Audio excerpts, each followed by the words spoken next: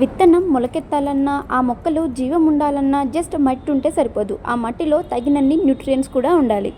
మనం తినే ఫుడ్లో ప్రోటీన్స్, విటమిన్స్ ఉండడం ఎంత ఇంపార్టెంటో, మనం ప్లాంట్స్కి ఇచ్చే మట్టిలో కూడా అది ఫర్టైల్గా ఉందా, దాంట్లో తగినన్ని న్యూట్రియంట్స్ ఉన్నాయా అని చూసుకోవడం కూడా అంతే ఇంపార్టెంట్. అందుకనే మనం జర్మినేట్ చేయబోయే ఈ సీడ్స్లో తగినన్ని న్యూట్రియంట్స్ ఉండి సాయిల్ ఫర్టైల్గా ఉంటేనే జర్మినేషన్ రేట్ ఎక్కువగా ఉంటుందని ఇందులో వర్మి కంపోస్ట్ అండ్ మనం కష్టపడి చేసుకున్న ఘనజీవామృతం అయితే మిక్స్ చేస్తున్నాను అనమాట. వర్మి కంపోస్ట్ అనేది ఒక న్యూట్రియంట్ పవర్ హౌస్ లాంటిది. ఇందులో నైట్రోజన్, ఫాస్ఫరస్, పొటాషియం అనేవి సఫిషియెంట్గా ఉంటాయి. అంతేకాకుండా ఇది సాయిల్ టెక్స్చర్ని ఇంప్రూవ్ చేస్తుంది అండ్ వాటర్ హోల్డింగ్ కెపాసిటీ కూడా దీంట్లో ఎక్కువ.